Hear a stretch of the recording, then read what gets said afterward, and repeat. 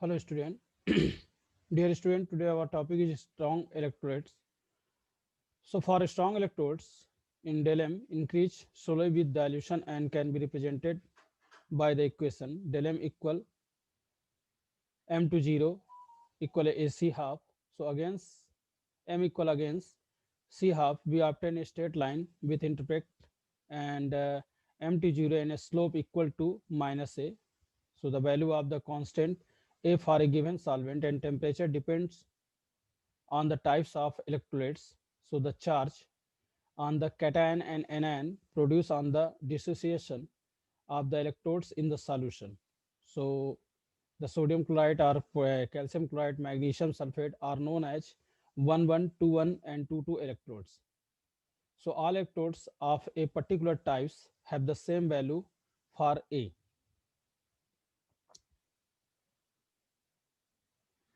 And m to 0 value of a numbers of strong electrodes and observe certain regularities. So m to 0 of the electrodes, sodium halide and potassium halide or any halide is nearly constant, for example at 298 Kelvin. So for example of MkCl, MnHCl, MkBr, MnAbr, Mki and NMNai means metal halide means metal chloride or sodium chloride or potassium bromide or sodium bromide or potassium iodide or sodium iodide.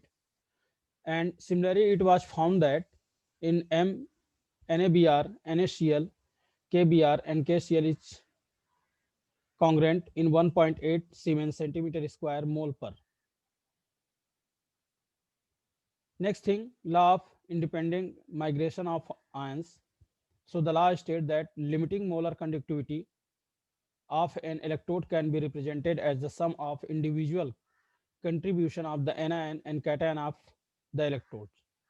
So if lambda 0 Na plus and lambda 0 Cl minus are limiting molar conductivity of the sodium and chloride ions respectively, then the limiting molar conductivity for sodium chlorides is given by the equation NaCl equal lambda 0 Na plus lambda 0 Cl minus. So in general, if an electrodes or dissociation gives V cation and V anion, then its limiting molar conductivity is given by lambda 0 plus and lambda 0 minus. So here lambda 0 plus and lambda 0 minus are the limiting molar conductivity of the cation and anion respectively. So this is the strong part. And next our topic is weak electrodes. So weak electrodes, likely acetic acid, have lower degree of dissociation at higher concentration, and hence for such electrodes the change in lambda n with dilution is due to increase the degree of dissociation, and consequently the numbers of ion in total volume of solution that contain 1 mole of electrodes increase steeply on dilution, especially near lower cannot be obtained by extrapolation of del m to 0 concentration. And infinite dilution concentration C to 0 electrode dissociate completely alpha equal 1, but at such low concentration the conductivity of the solution is so low that it cannot be measured accurately.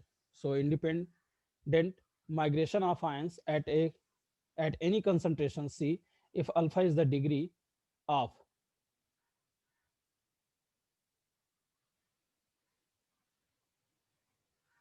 But the weak electrodes like acetic acid, the equation of Kv becomes K alpha C alpha square by 1 minus alpha equal Ca square m by del m A square m square minus 1 Am by A0 m and equals Ca square m by A0 m bracket A0 m minus Am.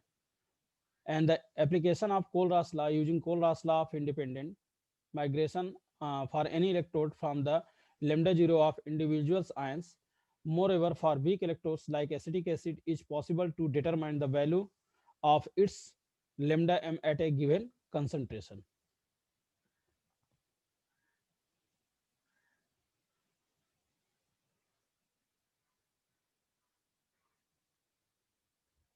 So the summary: use of Kohlraass law, calculation of molar conductivity at infinite dilution for weak electrodes, calculation of degree of dissociation, calculate of dissociation constant for a weak electrodes, and calculation of solubility of springly soluble salt.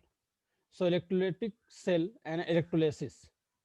So in an electrolytic cell, external source of voltage is used to bring about a chemical reaction. One of the simplest electrolytic cell consists of two copper strips dipping in an aqueous solution of copper sulfate.